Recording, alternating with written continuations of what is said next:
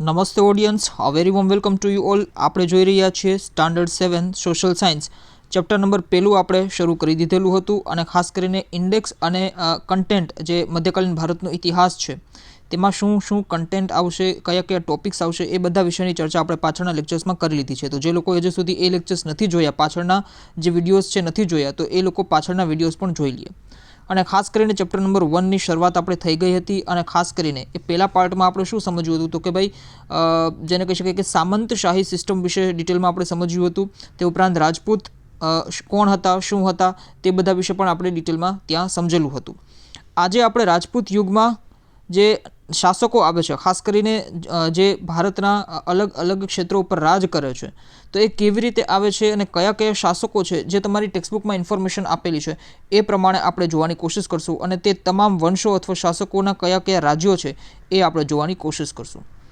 તો જે રીતે આપણને ખબર છે કે ભારતને આપણે બે ભાગમાં ડિવાઈડ કરીએ છીએ, ઉત્તર ભારતનો ભાગ અને દક્ષિણ ભારતનો ભાગ. તો એ જ રીતે આપણે ખાસ કરીને ઉત્તર ભારતના જેટલા પણ રાજ્યો છે એ જોવાની આજે આપણે કોશિશ કરશું.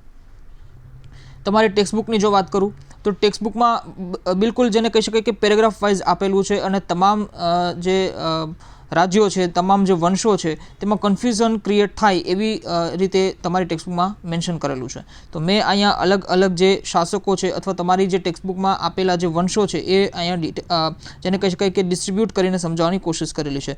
જેમ કે પહેલો વંશ જેમ છે તો ગુર્જર પ્રતિહાર વિશે આપણે જોશું કે ભાઈ ગુર્જર પ્રતિહારનું શાસન શું હતું, કઈ ભારતમાં કઈ જગ્યાએ એનું શાસન હતું. તે ઉપરાંત જે સેકન્ડ છે તો ચૌહાણ વંશ, તો ચૌહાણ વંશ જે છે એ ભારતમાં ક્યાં હતા. એ રીતે ગઢવાલ વંશ આવે છે. તે ઉપરાંત ચંદેલ વંશ, પરમાર વંશ, ખાસ કરીને ગુજરાતની જો વાત કરીએ તો સોલંકી વંશ, તે ઉપરાંત વાઘેલા વંશ, અને બંગાળની વાત કરીએ તો પાલ વંશ અને સેન વંશ. તો આ રીતે તમે જુઓ કે 9 જેને કહી શકાય કે વંશમાં ડિવાઈડ અથવા તો ડિસ્ટ્રીબ્યુટ કરેલું છે તમારી ટેક્સ્ટબુકમાં. એ વસ્તુ તમારી ટેક્સ્ટબુકમાં આપેલી છે.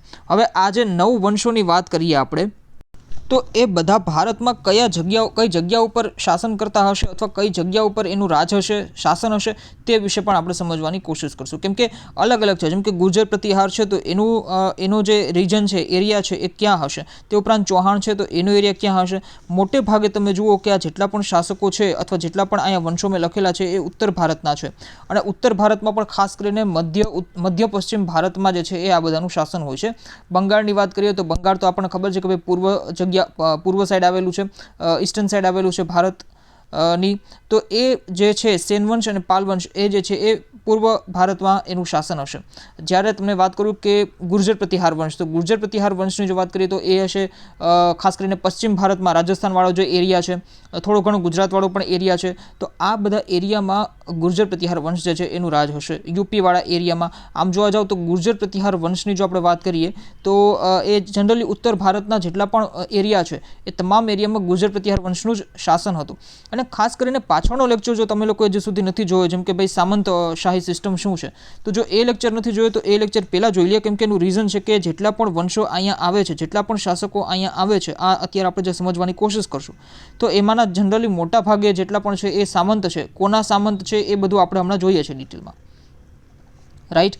તો આ રીતે જે છે એ આપણે સમજવાની કોશિશ કરવાની છે. તો આપણે જોતા જઈએ પહેલાંથી કે ભાઈ કોણ આવે છે, ક્યાંથી આવે છે, એ બધી વસ્તુઓ, અને ધીમે ધીમે આગળ વધતા જાય. પછી આપણે તમારી ટેક્સ્ટબુકમાં જે છે એ જોવાની કોશિશ કરશું. તો સૌથી પહેલી જો વાત કરીએ તો ગુર્જર પ્રતિહાર વંશની, તમારી બુકમાં આના વિશે એટલી બધી ઇન્ફોર્મેશન નથી આપેલી. કેમ કે બુકમાં જે છે એ ડાયરેક્ટલી આ લોકોએ ગઢવાલ રાજ્યનું જે શાસન છે એ ત્યાંથી જ એ લોકોએ શરૂઆત કરેલી છે. પણ ગુર્જર પ્રતિહારને સમજવું એટલા માટે ઇમ્પોર્ટન્ટ છે કેમ કે એના પછીના જે 3 આવે છે શાસકો, જેમ કે ચંદેલ, ગઢવાલ અને ચૌહાણ, જે મેં મેન્શન કરેલું છે સ્લાઇડમાં, તમે જોઈ શકો છો. ચંદેલ, ગઢવાલ અને ચૌહાણ એ ગુર્જર પ્રતિહારના સામંત હતા. હવે તમે જ્યારે વાંચતા હો ત્યારે તમને કન્ફ્યુઝન ક્રિએટ થાય કે ભાઈ ચંદેલ, ગઢવાલ અને ચૌહાણ ને આ બધી વસ્તુ આવી ક્યાંથી. તો આ 3 જે છે એ કોણ હતું તો કે ભાઈ ગુર્જર પ્રતિહાર વંશના સામંતો હતા. અને ખાસ કરીને સામંતો જે છે એ જ પછી જ્યારે પાવરફુલ બને છે ત્યારે એ મુખ્ય રાજાની જેને કહી શકાય કે હરાવી દે છે અને હરાવી અને પોતે પોતાનું રાજ્ય સ્થાપના કરે છે અને પોતાનો જે છે વંશ ચાલુ થાય છે. જેમ કે ચંદેલ હોય તો ચંદેલ વંશ ચાલુ થશે, ગઢવાલ હોય તો ગઢવાલ વંશ ચાલુ થશે, ચૌહાણ હોય તો એનો વંશ ચાલુ થશે. આ રીતે તમે જુઓ કે બધા આગળ વધે છે ધીમે ધીમે, સ્ટેપ બાય સ્ટેપ. તો ગુર્જર પ્રતિહાર વિશે જો આપણને આઈડિયા ન હોય તો આપણે એ વસ્તુ સમજી જ ન શકીએ. એટલે ગુર્જર પ્રતિહારની જો તમને વાત કરું તો મેજોરિટી જેટલો પણ ઉત્તર ભારતનો એરિયા છે, કે સપોઝ કે તમને એક રફલી મેપ હું ડ્રો કરું, ઠીક છે, રફલી મેપ હું ડ્રો કરું કે આવું કંઈક ભારત હોય, બરાબર છે, આવું કંઈક ભારત છે. તો હવે જેટલો પણ ઉત્તરનો એરિયા છે અહીંયાથી માંડી અને જેટલો પણ આ એરિયા છે આ બંગાળ છે, ઓકે, અને આ ગુજરાત છે, અને આ જેટલો પણ એરિયા છે રાજસ્થાનવાળો એરિયા, તે ઉપરાંત જમ્મુ કાશ્મીર, હિમાચલ પ્રદેશ, ઉત્તરાખંડ, આ જેટલો પણ એરિયા છે આ તમામ વસ્તુ જે છે એ ક્યાંક ને ક્યાંક ગુર્જર પ્રતિહારના કંટ્રોલમાં હતી. હવે જ્યારે શું થશે કે ભાઈ ગુર્જર પ્રતિહાર વંશનું ધીમે ધીમે જોર ઘટવા માંડશે અને જે એના સામંતો હોય, કેમ કે આટલો મોટો એરિયા છે, આપણે પાછળ કાલે પણ જોઈ ગયા, ચર્ચા કરી ગયા કે ભાઈ આટલો મોટો એરિયા છે તો શાસન કરવું થોડું, એડમિનિસ્ટ્રેશન કરવું થોડું મુશ્કેલ પડે. તો શું કરે કે ભાઈ સામંતો અલગ અલગ હોય એના, તો એવી જ રીતે ગુર્જર પ્રતિહારના પણ 3 સામંતોની વાત કરેલી છે કે ભાઈ ચંદેલ છે, ગઢવાલ છે અને ચૌહાણ છે. આ ચંદેલ ક્યાં શાસન કરે છે, ગઢવાલ ક્યાં શાસન કરે છે અને ચૌહાણ ક્યાં શાસન કરે છે, એના વિશે હું તમને હમણાં નેક્સ્ટ સ્લાઇડમાં કહું છું, જ્યારે એ વિશે આપણે જોઈએ ત્યારે હું તમને કહું છું. પણ અત્યારે ગુર્જર પ્રતિહારની તમને આઈડિયા આવી ગયો હશે કે ભાઈ આટલો આખો એરિયા છે ભારતનો, ત્યાં ગુર્જર પ્રતિહાર વંશનું શાસન હતું. હવે તમને પ્રશ્ન થાય કે ભાઈ ગુર્જર પ્રતિહારમાં કયા કયા શાસકો હતા. આ બધી માહિતી અથવા તો જેને કહી શકાય કે કોન્સેપ્ટ તમારી ટેક્સ્ટબુકમાં નથી આપેલો, પણ હું તમને એ દઉં છું. એનું રીઝન શું છે તો કે ભાઈ તમે કનેક્ટિવિટી બનાવી શકો એટલા માટે. એટલે તમને યાદ રહે તો પણ ઠીક છે, ન યાદ રહે તો કોઈ એવું ટેન્શન લેવાની જરૂર નથી, કેમ કે આ યાદ રાખવા માટે નહીં પણ કોન્સેપ્ટ ક્લિયરિટી માટે જ જરૂરી છે, કેમ કે આટલા બધા શાસકો તમે એમ પણ યાદ ન રાખી શકો. તો નાગભટ્ટ 1 વત્સરાજ હોય, નાગભટ્ટ 2 છે, મિહિરભોજ છે, ખાસ કરીને મિહિરભોજ 1, કેમ કે આગળ પણ મિહિરભોજ આવે છે, મહેન્દ્રપાલ 1 છે, મહિપાલ 1 છે, મહેન્દ્રપાલ 2 છે, વિજયપાલ છે, રાજ્યપાલ, ત્રિલોચનપાલ, યશપાલ, આ તમામ શાસકો જે છે એ ગુર્જર પ્રતિહાર વંશના હોય છે. હવે આપણે જે નેક્સ્ટ વાત કરવાની છે એ વાત કરવાની છે ચૌહાણ વંશની. તો ખાસ કરીને ચૌહાણ વંશ કોણ હોય છે તો કે ભાઈ ગુર્જર પ્રતિહારના સામંતો હોય છે ચૌહાણ વંશ, ઓકે. એની આપણે અત્યારે વાત કરવાની કોશિશ કરીએ. તો ચૌહાણ વંશની જો વાત કરું તો ચૌહાણ વંશ રાજસ્થાન અને થોડો ઘણો પાર્ટ જે યુપીનો આવે છે ત્યાં એનું શાસન હોય છે. પાછળની સ્લાઇડમાં મેં તમને દેખાડ્યો ભારતનો રફલી મેપ ડ્રો કરીને, આ તમે પણ ખાસ કરીને લખવું હોય તો લખતા જજો, ઓકે, જેથી કરીને તમને એક આઈડિયા રહે. ખાસ કરીને ગુર્જર પ્રતિહાર વંશનું શાસન જે છે એ આ તમામ એરિયામાં હતું, ઉત્તર ભારતના તમામ મેજોરિટી એરિયામાં. હવે એના સામંતો ચૌહાણ, બરાબર છે, એનો જેને કહી શકાય કે ચૌહાણ, ઓકે, એનો જે એરિયા હશે એ કયો હશે તો કે ભાઈ રાજસ્થાનવાળો એરિયા જે છે એ ચૌહાણને સોંપેલો હશે. પણ હવે ચૌહાણ વંશ અથવા તો જેને કહી શકાય ચૌહાણ શાસક ખૂબ જ શક્તિશાળી શાસક થયા હશે, પાવરફુલ શાસક થયા હશે, અને એણે જે છે એ ખાસ કરીને જેને કહી શકાય કે ગુર્જર પ્રતિહાર વંશ સામે લડાઈ કરી હશે, અને પછી રાજસ્થાન અને થોડો ઘણો પાર્ટ જે યુપીનો છે ત્યાં પોતાનું અલગ શાસન જે છે એ કરે છે. તો એનો પ્રથમ શાસક આવે છે વાસુદેવ. બીજી વસ્તુ એ કે ભાઈ આ જે ચૌહાણ વંશ જે છે એને શાકંભરીના ચૌહાણો કહેવાય છે. એનું રીઝન શું છે તો કે ભાઈ 2 મત છે. અમુક લોકો એમ કહે છે કે ભાઈ એક સ્થાનક દેવી છે કે જેના ઉપાસક હોવાથી, શાકંભરી નામના એક સ્થાનક દેવી છે શાકંભરી, તો એના ઉપાસક હોવાથી આ લોકો જે છે એ શાકંભરીના ચૌહાણ કહેવાના. અમુક લોકો એમ કહે છે કે ભાઈ શાકંભરી જગ્યાનું પણ નામ છે, તો શાકંભરી જે છે એ જગ્યા ઉપર એ લોકોએ ખાસ કરીને સાંભર ક્ષેત્ર જેને કહી શકાય, તો ત્યાં એ લોકોએ રાજ કર્યું હશે, અને જે છે એ એટલા માટે એ લોકો શાકંભરીના ચૌહાણો જે છે એમ કહેવાના. તો આ 2 મત છે એ જે રીતે તમારી બુકમાં આપેલું હોય એ રીતે આપણે ફોલો કરવાનું, ઓકે. અને શાસકોની જો વાત કરીએ તો સિંહરાજ છે, વિગ્રહરાજ 2 છે, અજયરાજ છે, અર્ણોરાજ છે અને પૃથ્વીરાજ છે. આ પૃથ્વીરાજ ઇમ્પોર્ટન્ટ છે.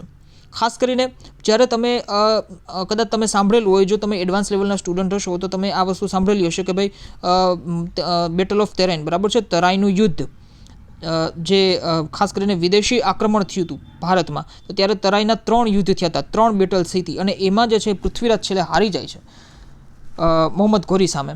તો મોહમ્મદ ઘોરી અને પૃથ્વીરાજનું જે યુદ્ધ થાય છે એ માનો પૃથ્વીરાજ જે છે એ ચૌહાણ વંશનો શાસક હોય છે, ઓકે. એટલે આ વસ્તુ આગળ અહીંયા યાદ રાખવાની છે, અને આગળ પણ જ્યારે સોલંકી વંશ આવશે ત્યારે પાછું આ પૃથ્વીરાજનો છે એ ઉલ્લેખ આવશે. શું રીઝન છે તો કે ભાઈ ખાસ કરી ચલો તમને ત્યાં હું કહું છું કે શું કામ એનું રીઝન છે કે ભાઈ પૃથ્વીરાજ અને મતલબ ચૌહાણ વંશ અને સોલંકી વંશ વચ્ચે શું સંબંધ છે એ હું તમને ત્યાં સોલંકી વંશ જ્યારે આપણે ભણશું ત્યારે હું તમને ત્યાં ડિટેલમાં કહીશું. બીજું અહીં યાદ રાખવા જેવી વસ્તુ શું છે તો કે ભાઈ અજયરાજ જે છે તો એને અજમેરની સ્થાપના કરેલી છે, બરાબર છે. અજમેર શહેર જે તમે અત્યારમાં હાલમાં રાજસ્થાનમાં જે છે એ અજયરાજે જે છે એની સ્થાપના કરેલી છે. અને અર્ણોરાજ જે છે, ઓકે, આ જે અર્ણોરાજ જે છે એને પુષ્કરનું વરાહ મંદિર બંધાવવામાં એનું ખાસ કરીને મતલબ એને પોતાએ બિલ્ડ કરાવેલું છે પુષ્કરનું વરાહ મંદિર. આ ક્વેશ્ચન પણ પૂછાઈ ગયેલો છે. એટલે અર્ણોરાજે જે છે એને પુષ્કરનું વરાહ મંદિર બંધાવેલું છે, અને ખાસ કરીને અજયરાજ જે છે એને અજમેર શહેરની સ્થાપના કરાવેલી છે, એ વસ્તુ યાદ રાખવાનું. અને પૃથ્વીરાજ જે છે ચૌહાણ વંશનો શાસક, તો એણે મોહમ્મદ ઘોરી સાથે યુદ્ધ કરે છે અને બેટલની તરાઈનમાં છેલ્લે અંતે જે છે હારી જાય છે. નેક્સ્ટ શાસકની જો આપણે વાત કરીએ તો નેક્સ્ટ આવે છે ગઢવાલ. ગઢવાલ કોણ હોય છે? તો એ પણ ક્યાંક ને ક્યાંક તમે જુઓ ગુર્જર પ્રતિહારના સામંતો હોય છે. અહીંયા ફર્સ્ટ સ્લાઇડમાં આપણે જોઈએ કે ભાઈ ગુર્જર પ્રતિહારના સામંત તરીકે ચંદેલ, ગઢવાલ અને ચૌહાણ વિશે આપણે જોઈ ગયા. તો હવે ગઢવાલ વિશે આપણે જોવાનું છે. પાછો આપણે યાદ કરજો મેપ, જે ગુર્જર પ્રતિહારનો જે રાજ્ય છે એ કેટલું રાજ્ય છે એ પાછું તમે યાદ રાખવાની કોશિશ કરજો. ઉત્તર ભારતનો સમગ્ર વિસ્તાર છે એ ગુર્જર પ્રતિહાર વંશનો હોય છે. ઓકે, બિલકુલ રફલી મેપ છે.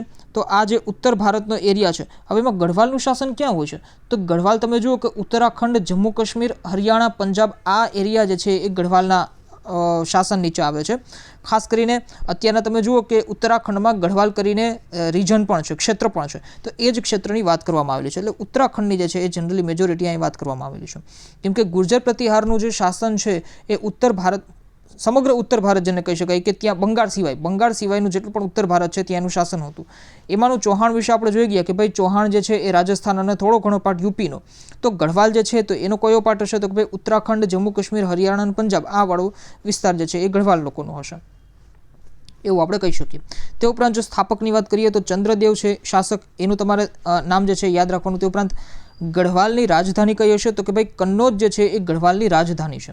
અને ખાસ કરીને હર્ષવર્ધન વાળું જે ચેપ્ટર હતું આપણે ધોરણ 6 સામાજિક વિજ્ઞાન, એમાં હર્ષવર્ધન વાળું જે મેં તમને સમજાવેલું હતું, તો ત્યાં પણ કન્નૌજ રાજ્ય જે છે, કન્નૌજ રાજ્ય એનો ઉલ્લેખ થયો હતો. તો એ કન્નૌજ જે છે કોની રાજધાની છે? તો કે ભાઈ ગઢવાલની રાજધાની છે. અને આમાં એક પ્રતાપી શાસક આવે છે એ છે ગોવિંદચંદ્ર. આ ખાસ યાદ રાખવા જેવી વસ્તુ છે. ખાસ કરીને પ્રતિહારોનું જે પતન થાય છે અને ત્યારબાદ કન્નૌજ અને બનારસમાં જે છે જેને કહી શકાય કે ગઢવાલ વંશ જે છે એ આવે છે અને પ્રતિહારોના સામંત તરીકે હોય છે, ગુર્જર પ્રતિહારોના સામંત તરીકે હોય છે. એ આપણે પાછળ પણ જોઈ ગયા કે ગુર્જર પ્રતિહારના કયા કયા સામંત છે. ખાસ કરીને ચંદ્રદેવ જે છે, આમાં એક શાસક આવે છે ચંદ્રદેવ કરીને. તો ચંદ્રદેવ જે છે એ પ્રતિહારોથી સ્વતંત્રતા મેળવે છે અને એટલા માટે ચંદ્રદેવ જે છે એ પણ ખાસ કરીને એનો સ્થાપક ગણાય છે. કેમ કે ગુર્જર પ્રતિહાર સામે એને યુદ્ધ કરીને અલગ જેને કહી શકાય સ્વતંત્રતા મેળવે છે. અને જે ખાસ કરીને પ્રતાપી શાસક ગોવિંદચંદ્રની જો આપણે વાત કરીએ તો એ જે છે એ પરાક્રમી રાજા હોય છે. ગજનીના આક્રમણને પણ એને અટકાવ્યું છે અને બૌદ્ધ વિહારો જે છે એને જીર્ણોદ્ધાર કરાવેલો છે. એટલા માટે ગોવિંદચંદ્ર જે છે એ પણ ખૂબ જ મહત્વનો શાસક અહીંયા જોવાનો છે આપણે. નેક્સ્ટ જો આપણે વાત કરીએ તો ભાઈ ત્રીજા પછી ચોથો ચંદેલ, જે ખાસ કરીને ચંદેલો જેને કહી શકાય બુંદેલખંડના ચંદેલો, એની આપણે વાત કરીએ તો આ ચંદેલો જે છે એ પણ ક્યાંક ને ક્યાંક તમે જુઓ કે ગુર્જર પ્રતિહાર વંશ અથવા તો જેને કહી શકાય ગુર્જર પ્રતિહારના સામંતો તરીકે હતા. હવે આ ચંદેલો જે છે એનો એરિયા કયો હોઈ શકે? તો કે ભાઈ સમગ્ર ઉત્તર ભારતમાંથી યુપી, બિહારનો થોડો ભાગ અને એમપીનો થોડો ભાગ એ ચંદેલોનો હતો. આ મેપ જે છે એ જનરલી ક્યાંય જેને કહી શકાય કે ઇન્ટરનેટ ઉપર તો સારો મળી રહે છે, બટ ક્યાંય બુકમાં જે છે મેપ આપેલો નથી હોતો. એટલા માટે મેં મેપ જે છે અહીં પુટ કરવાની કોશિશ નથી કરેલી. પણ તમારી પાસે એટલાસ હોય તો તમે એમાં જોઈ શકો છો, અથવા તો તમે ગૂગલ પર પણ ડાયરેક્ટલી જોઈ શકો છો. પણ ગૂગલ પર તમે અલગ અલગ જે રીતના ખાસ કરીને ચંદેલા છે, ગઢવાલ છે, એ રીતે તમે નાખશો તો નહીં આવે. પણ રાજપૂત ડાયનેસ્ટીનો આખો જે મેપ છે સમગ્ર રૂપમાં એ તમને ક્યાંક ને ક્યાંક મળી રહેશે, પણ એટલો ક્લિયર નથી મળેલો, એટલા માટે મેં પુટ નથી કરેલો. પણ એરિયા જે છે તમારે યાદ રાખવાનો કે ભાઈ ચંદેલ છે સપોઝ, તો ચંદેલ એટલે શું? તો કે ભાઈ યુપી વાળો એરિયા છે, બિહારનો પણ થોડો ઘણો ભાગ છે અને એમપીનો થોડો ઘણો ભાગ છે. તો ત્યાં ચંદેલાનો જે છે એ ખાસ કરીને શાસન જોવા મળે છે. અને ખાસ કરીને વાત કરીએ એના જેને કહી શકાય કે સ્થાપકની, તો નન્નુક નામનો એક જેને કહી શકાય કે શાસક હોય છે, એ ચંદેલ વંશની અથવા તો જેને કહી શકાય કે ચંદેલ રાજ્યની સ્થાપના કરે છે. સ્વાધીનતાનો વાસ્તવિક જન્મદાતા જે છે એ ધંગ છે. એનું રીઝન છે કેમ કે જેને કહી શકાય કે ગુર્જર પ્રતિહાર સામે જેને લડાઈ કરેલી હતી અને સ્વાધીનતા મેળવેલી હતી, સ્વતંત્રતા મેળવેલી હતી, એ શાસક જે છે એ ધંગ છે. આ વસ્તુ તમારી બુકમાં નથી આપેલી, બટ અહીંયા સમજવા માટે ખૂબ ઇમ્પોર્ટન્ટ છે, એટલા માટે મેં આ વસ્તુને મેન્શન કરેલી છે.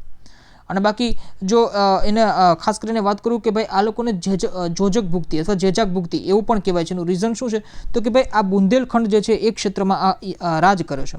બુંદેલખંડ તમારે મેપમાં જોઈ લેજો કે ભાઈ યુપી વાળો થોડો ઘણો એરિયા હશે અને એમપી વાળો થોડો ઘણો પાર્ટ હશે. તો ત્યાં જે છે એ આ ખાસ કરીને શાસન કરે છે. અને બુંદેલખંડ જે છે એને જ પહેલાં જેજાક ભુક્તિ અથવા જેજોક ભુક્તિ કહેવાતું. એટલા માટે જે છે આને જેજોક ભુક્તિના ચંદેલો એવું પણ તમારી બુકમાં મેન્શન કરેલું છે. તો એ રીતે પણ તમારે ખાસ કરીને યાદ રાખવાનું છે. તે ઉપરાંત જો મુખ્ય નગરોની વાત કરું તો ખજુરાહો છે, કલિંજર છે અને મહોબા છે એ એના મુખ્ય નગરો હતા. જેમાં આપણને આઈડિયા છે કે ભાઈ ખજુરાહો જે છે એ ભવ્ય મંદિર માટે ખૂબ જ પ્રખ્યાત છે, તે ઉપરાંત તીર્થસ્થાન પણ છે. અને વિકાસના કાર્યોની જો વાત કરું, ચંદેલોના વિકાસ કાર્યોની, તો ધાર્મિક મકાનો ઘણા બધા બંધાવ્યા, જળાશયો બંધાવ્યા. તો આ બધી વસ્તુ ખાસ કરીને ચંદેલોના વિકાસની ચંદેલોએ કરેલો વિકાસ જે છે એ દર્શાવે છે. એટલા માટે આ વંશ જે છે એ પણ ખૂબ જ ઇમ્પોર્ટન્ટ વંશ છે. નેક્સ્ટ આપણી સમક્ષ આવે છે પરમાર વંશ. હવે આ પરમાર વંશ કોણ હોય છે એ આપણે સમજવાની કોશિશ કરીએ. ખાસ કરીને જે રીતે આપણે પાછળ જોયું કે ભાઈ ગુર્જર પ્રતિહાર વંશના સામંતો જે છે એ જ ક્યાંક ને ક્યાંક પછી આગળ જતા રાજ કરે છે. કયા સામંતો? તો કે ભાઈ ચંદેલ હોય, ગઢવાલ હોય અને ચૌહાણ હોય. તો હવે પરમાર વંશ જે છે એ પણ તો કોઈના સામંતો હશે, ત્યારે જ જે છે એને ખાસ કરીને રાજ કરેલું હશે. કેમ કે આપણે પાછળના લેક્ચરમાં જોઈ ગયા કે ભાઈ સામંતશાહી સિસ્ટમ જે છે એ અહીંયા ખૂબ જોરશોરમાં ચાલતી હતી. તો પરમાર જે છે એ કોના સામંતો હશે? તો દક્ષિણ ભારતમાં તમે આવો તો દક્ષિણ ભારતમાં તમે જુઓ કે રાષ્ટ્રકૂટ વંશ અહીંયા ચાલતું હોય છે, રાષ્ટ્રકૂટ શાસન જે છે અહીંયા ચાલતું હોય છે. હવે આ રાષ્ટ્રકૂટોના એક સામંત તરીકે ખાસ કરીને આટલો જે એરિયા છે, આ એરિયા રાષ્ટ્રકૂટોના સામંતો તરીકે હતા, એ હતા પરમાર વંશ. હવે આ પરમાર વંશ જે છે એ ખાસ કરીને તમે જુઓ કે ધીમે ધીમે રાષ્ટ્રકૂટોથી સ્વાધીનતા મેળવે છે, જેને કહી શકાય કે સ્વતંત્રતા મેળવે છે. અને અહીં આપેલું જ છે કે ભાઈ રાષ્ટ્રકૂટની અધીનતાથી મુક્ત કરાવવાવાળો શાસક કોણ હોય છે?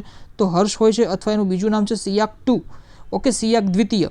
આ શાસક જે છે, આ રૂલર જે છે એ રાષ્ટ્રકૂટની અધીનતાથી મુક્ત કરાવે છે. તો હવે પ્રશ્ન થાય કે ભાઈ પરમારો જે છે એનું ખાસ કરીને કયો એરિયા હોઈ શકે? તો ભાઈ જો આ રાષ્ટ્રકૂટ દક્ષિણ ભારતમાં તમે ખાસ કરીને જુઓ કે નર્મદા નદીવાળો આસપાસનો જે એરિયા છે, તો ત્યાં આગળનો જે એમપીનો એરિયા છે, મહારાષ્ટ્ર અને થોડો ઘણો એમપીનો એરિયા, તે ઉપરાંત રાજસ્થાન અને પંજાબ સુધી પણ એને ધીમે ધીમે પોતાની સત્તા જે છે એ ફેલાવેલી હતી.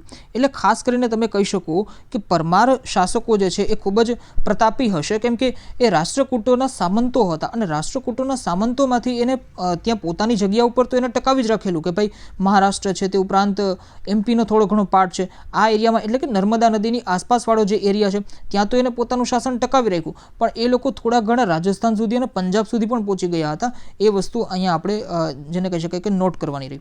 તે ઉપરાંત એનું ક્ષેત્ર જે છે તો માળવા ક્ષેત્ર, બરાબર છે. માળવા આપણને બધાના આઈડિયા છે. ખાસ કરીને ભૂગોળમાં આ વસ્તુ તમે ડિટેલમાં જોશો કે ભાઈ કયા એરિયાને ક્યાં કહેવાય. માળવાનો ઉચ્ચ પઠાર, આપણે ભૂગોળમાં પઠારવાળું જે પ્લાટુવાળું, બરાબર છે, એ ચેપ્ટરમાં મેં તમને સમજાવેલું હશે કે ભાઈ માળવાનો એરિયા ક્યાં છે. કેમ કે દખણનો ઉચ્ચ પ્રદેશ અને એક આખો પઠારી એરિયા છે, જેને કહી શકાય ઉચ્ચ પ્રદેશનો એરિયા છે. અને એ જ એરિયા એટલે ખાસ કરીને એમાં જે છે એ માળવાનો સમાવેશ થાય છે. તો આ માળવા એ શું છે? તો કે ભાઈ રાજસ્થાન આગળનો થોડો ઘણો એરિયા, રાજસ્થાનને ખાસ કરીને એમપીનો અને એ બધો એરિયા જે છે એ ખાસ કરીને માળવા તરીકે ઓળખાય છે. જેને કહે દખણનો જે ઉચ્ચ પ્રદેશ છે તો ત્યાં આગળ ઉત્તર પશ્ચિમ જે એરિયા છે એ માળવા તરીકે ઓળખાય છે. તમારી પાસે જો મેપ છે, એટલાસ છે, તો એમાં તમે ખાસ કરીને ઓપન કરજો અને એમાં જોવાની કોશિશ કરજો. તો એ એરિયા જે છે એ પરમાર વંશનો, ખાસ કરીને પરમારોનો એરિયા જે છે એમ તરીકે જાણીતા છે. તે ઉપરાંત જો સ્થાપકની વાત કરું પરમારની, તો કે ભાઈ ઉપેન્દ્રરાજ, અથવા તો એનું બીજું નામ છે કૃષ્ણરાજ. 820 એડીમાં, 820 ઈસવીસન 820માં જે છે એ પરમાર શાસન જે છે ચાલુ થયું હતું. પરમાર વંશ જે છે એની શરૂઆત થઈ હતી. તે ઉપરાંત જો શાસકોની વાત કરું તો સિયક છે, તે ઉપરાંત મૂજ છે, ભોજ છે, આ બધા જે છે શ્રેષ્ઠ શાસકો તરીકે ઓળખાય છે. અને ભોજનું તો ખાસ કરીને મેં મેન્શન પણ કરેલું છે કે ભાઈ કવિરાજ અને જે છે કવિરાજ તરીકે એને ઓળખાણ મળેલી હતી. ખૂબ જ લોકપ્રિય રાજા હતા. તે ઉપરાંત સૌથી શ્રેષ્ઠ શાસક પણ હતા. અને ખાસ કરીને એને વર્તમાન જે ભોપાલ સિટી છે, ભોપાલ નગર છે, એમપીમાં આવેલું છે, એ શહેર જે છે એનો વિકાસ જે છે એને પણ વિકસાવ્યું હતું. એ પણ આ જ રાજા છે, ભોજ રાજા. અને ખાસ કરીને ત્યારે એને ભોજપુર કહેવાતું હતું. ભોજપુરમાંથી જ જે છે એ ભોપાલ બનેલું છે. અને એ શહેરનો વિકાસ કોણે કરેલો, વિકસાવ્યું કોણે અથવા નિર્માણ કોણે કર્યું? તો ભાઈ એ ભોજે કરેલું છે. તે ઉપરાંત ધારાનગરીમાં મહાશાળાની પણ સ્થાપના કરેલી છે. તો આટલી ઇન્ફોર્મેશન જે છે એ પરમાર વંશ માટે આપણે ઇમ્પોર્ટન્ટ છે, નોંધવી રહી, બરાબર છે. ખાસ કરીને જે મહત્વપૂર્ણ શાસકો છે એ વસ્તુ તમારે ખાસ કરીને જોવાની છે. એક વસ્તુ અહીં રહી ગઈ કે ભાઈ પરમારનો અર્થ શું છે? તો પરમારનો અર્થ છે કે ભાઈ શત્રુનો નાશ કરવાવાળા, જેને કહી શકાય કે શત્રુ ઉપર વિજય કરવાવાળા. તો એ અહીંયા કહેવાની રહી ગઈ હતી, એ વસ્તુ તમને કહું છું કે ભાઈ પરમારનો અર્થ એ જ છે કે ભાઈ શત્રુનો નાશ કરવાવાળા. એટલા માટે એનું આપ્યું કે પરમાર. ઓકે, તો આ રીતે આપણે અહીંયા સમજવાની કોશિશ કરવાની છે. તો આ 5 શાસકો થઈ ગયા. અહીંયા સુધીનું પહેલાં આપણે તમારી ટેક્સ્ટબુકમાં વાંચી લઈએ, પછી આપણે નેક્સ્ટ જે છે એ આગળ જશું. તો ઉત્તર ભારતના રાજ્યો, ગુર્જર પ્રતિહાર સામ્રાજ્યના પતન બાદ કનૌજનું ગઢવાલ રાજ્ય બુંદેલખંડ એટલે કે જેજાક ભુક્તિના ચંદેલો, માળવાનું પરમાર રાજ્ય, અણહિલવાદનું ચોલુક્ય એટલે કે સોલંકી રાજ્ય જે ગુજરાતમાં ખાસ કરીને આવશે, એ આપણે આગળ જોઈએ છીએ હમણાં. ડાહલનું ચેદી રાજ્ય, શાકંભરીનું ચૌહાણ રાજ્ય અને દક્ષિણ રાજસ્થાનનું ગોહિલ રાજ્ય સ્થાપિત થયા. હવે ગઢવાલ રાજ્ય જે છે એનો સ્થાપક ચંદ્રદેવ હતો. ગુર્જર પ્રતિહાર વિશે આપણે જોઈ ગયા ઓલરેડી કે ભાઈ ગુર્જર પ્રતિહાર કેવી રીતે હતું, ક્યાં હતું, એટલે એ હવે તમને મારે સમજાવવાની કોઈ જરૂરિયાત રહેતી નથી. અને હવે જે વાત આવે છે ફાઇનલી આપણી એક ગઢવાલ રાજ્યની આવે છે. એટલે બુકમાં જે છે એ પહેલાં આ ગઢવાલ રાજ્ય વિશે માહિતી આપેલી છે, સમજાવેલું છે કે ભાઈ ગઢવાલ રાજ્યનો સ્થાપક જે છે એ ચંદ્રદેવ હતો. ઓલમોસ્ટ આ બધું આપણે અહીંયા સમજી ગયા છે. ઓકે, સ્લાઇડ ઉપર તમે જોઈ શકો છો. ઓકે, ગઢવાલ રાજ્ય. તો ગઢવાલ રાજ્ય જે છે એનો સ્થાપક જે છે એ ચંદ્રદેવ હતો. તેમણે કનોજ સિવાય કાશીને પણ બીજી રાજધાની બનાવી હતી. આ વંશમાં મદનચંદ્ર, ગોવિંદચંદ્ર જેવા શાસકો થઈ ગયા. તે ઉપરાંત ગોવિંદચંદ્ર જે છે એ આ કુળનો સૌથી પ્રતાપી અને પરાક્રમી રાજા હતો. તેણે ગજનીના આક્રમણને અટકાવ્યું હતું, તેમજ અનેક બૌદ્ધ વિહારો જે છે એનો જીર્ણોદ્ધાર કરાવ્યો હતો. ઉત્તર ભારતના અન્ય શાસકોમાં બુંદેલખંડના ચંદેલોનો સમાવેશ થાય છે. હવે અહીંયા વાત કરવામાં આવેલી છે ચંદેલોની, તો એ પણ આપણે હમણાં જ જોઈ ગયા કે ભાઈ શું છે ચંદેલોનું અને કયા એરિયા છે, એ બધી વસ્તુ મેં તમને સમજાવી દીધી. તો બુંદેલખંડ પ્રદેશનું ચંદેલોનું આ રાજ્ય પાછળથી જેજાક ભુક્તિના નામથી ઓળખાયું હતું. આ રાજ્યમાં યશોવર્મન, કીર્તિવર્મન, પરમહિરદેવ એટલે કે પરમાર જેવા મહાન શાસકો થઈ ગયા હતા. ભારતના ઇતિહાસમાં ચંદેલ વંશનું ઘણું મહત્વ છે. ખાસ કરીને ખજુરાહો, કલિંજર અને મહોબા તો આવા ચંદેલોના જે છે મુખ્ય નગરો હતા. ખજુરાહો તેના ભવ્ય મંદિરોને લઈને તીર્થસ્થાન તરીકે પ્રખ્યાત થયું હતું. ચંદેલોએ બુંદેલખંડમાં મહાન ધાર્મિક મકાનો અને જળાશયો બંધાવીને સુશોભિત બનાવ્યું હતું. તો આ જે છે એ રાજ્ય વિશે આપણે જોઈ લીધું. નેક્સ્ટ આવે છે માળવાનું. ખાસ કરીને પ્રદેશ પ્રાચીન કાળથી અવંતી અથવા ઉજ્જૈનીના રાજ્ય તરીકે જાણીતો છે અને અહીંયા જે છે પરમાર વંશનું શાસન આવે છે. તો એ આપણે અહીંયા જોવાની કોશિશ કરીએ કે ભાઈ ઈસવીસન 820માં કૃષ્ણરાજ એટલે શું, તો કે ભાઈ ઉપેન્દ્ર રાજ્યનું બીજું નામ ઉપેન્દ્ર રાજ છે. તો ઉપેન્દ્ર રાજે અથવા કૃષ્ણ રાજે પરમાર વંશની સ્થાપના કરી હતી. પરમાર વંશમાં સિયખ, મુંજ, ભોજ જેવા મહાન શાસકો થયા હતા અને ભોજ જે છે એ ખાસ કરીને પરમાર વંશનો સૌથી શ્રેષ્ઠ શાસક અથવા રાજા હતો. તેની ખ્યાતિ ભારતના એક આદર્શ લોકપ્રિય રાજા તરીકેની હતી. રાજા ભોજે ધારાનગરીમાં એક મહાશાળાની સ્થાપના કરી હતી. ફરતી ટેકરીઓની વચમાં સુંદર નગર ભોજપુર એટલે કે વર્તમાનનું ભોપાલ નામનું નગર વસાવ્યું હતું. ચૌહાણ કે ચાહમાન વંશના અનેક રાજપૂત સરદારો ગુજરાત અને રાજસ્થાનના વિવિધ ભાગોમાં રાજ્ય કરતા હતા. પરમાર વંશ વિશે આપણે જાણી લીધું. ત્યારબાદ નેક્સ્ટ આવે છે ચૌહાણ વંશ વિશે.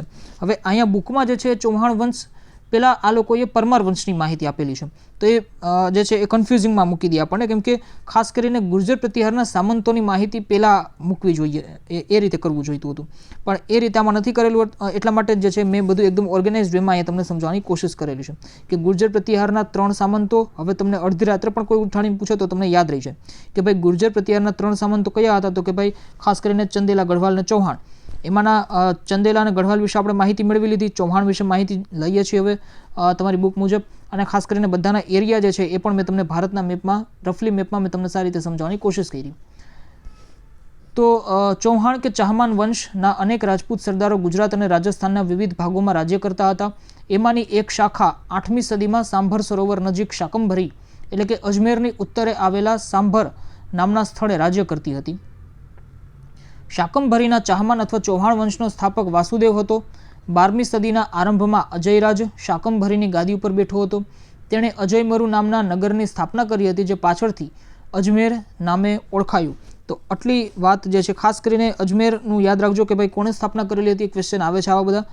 તો અજયરાજ અને અર્ણોરાજે શું કરેલું હતું. પૃથ્વીરાજનું ખાસ કરીને યાદ રાખજો કે ભાઈ પૃથ્વીરાજ જે છે એ તરાઈનું યુદ્ધ જ્યારે થાય છે, તરાઈની લડાઈ થાય છે, ત્યારે એનું જે છે એ ઉલ્લેખ આવશે. તો એ વસ્તુ ખાસ કરીને યાદ રાખવાની છે. હવે જે નેક્સ્ટ આપણે જોશું, બરાબર છે કે ભાઈ 5 આપણે જોઈ ગયા હતા. બાકીના જે છે એ ગુજરાતના 2 શાસકો આવશે, જેમ કે ભાઈ સોલંકી આવશે અને ખાસ કરીને વાઘેલા આવશે. તે ઉપરાંત બંગાળના 2 આવે છે, પાલ વંશ આવે છે અને સેન વંશ આવે છે. એના વિશેની સમજૂતી અથવા કોન્સેપ્ટ, ઇન્ફોર્મેશન એ આપણે નેક્સ્ટ લેક્ચરમાં જોવાની કોશિશ કરશું, કેમ કે અહીંયા તમારે નહીતર બધું ભેગું થઈ જશે. એટલે બાકીના જે 4 વંશો રહી જાય છે એની ઇન્ફોર્મેશન આપણે નેક્સ્ટ ચેપ્ટરમાં, નેક્સ્ટ લેક્ચરમાં જે છે આપણે જોશું. અને ખાસ કરીને ત્યારબાદ આપણે દક્ષિણ ભારતના જે મહત્વપૂર્ણ રાજ્યો છે એના વિશેની માહિતી પણ આપણે લેવાની કોશિશ કરશું. તો અત્યારે આપણે અહીં સુધી રાખીએ છીએ. આઈ હોપ કે તમને સમજાઈ ગયું હશે, કેમ કે તમારી બુકમાં આ ટોપિક ખૂબ જ અનઓર્ગેનાઇઝડ વેમાં આપેલો છે અને મેં જે છે એ ખૂબ જ અહીંયા સારી રીતે સમજાવવાની કોશિશ કરી. તો thank you so much for watching this lecture. અને જો લેક્ચરને પસંદ આવે છે તો લાઇક કરવાનું રાખતા જાઓ. તે ઉપરાંત કમેન્ટ સેક્શનમાં મને ફીડબેક આપવાનું રાખતા જાઓ અને ખાસ કરીને તમારા ફ્રેન્ડ સાથે જે છે શેર કરવાનું રાખતા જાઓ. અને જો નવા છો તો ચેનલને સબસ્ક્રાઈબ કરી અને બેલ આઇકન પ્રેસ કરી દેજો, જેથી કરીને તમને નોટિફિકેશન મળી રહે. અને સબસ્ક્રાઇબ કરવાનું એટલા માટે કહું છું કેમ કે જે રીતે જેટલા પણ વધારે લોકો સબસ્ક્રાઇબ કરશે તો એ રીતે મને વધારેમાં વધારે જે છે સારું કન્ટેન્ટ લઈ આવવાની એક જેને કહી શકાય કે ઉત્સાહ જાગશે, મોટિવેશન મળશે. તો એ રીઝન છે કે જેટલા પણ નવા સ્ટુડન્ટ છે, નવા આસ્પિરન્ટ છે, એ સબસ્ક્રાઇબ કરવાનું રાખે, જેથી કરીને સારામાં સારું કન્ટેન્ટ લેવાનું મને પ્રેરણા મળે અથવા તો મોટિવેશન મળે. તો સ્ટે કનેક્ટેડ વિથ મી. અહીંયા સુધી આપણે રાખીએ છીએ. મળીએ નેક્સ્ટ લેક્ચરમાં.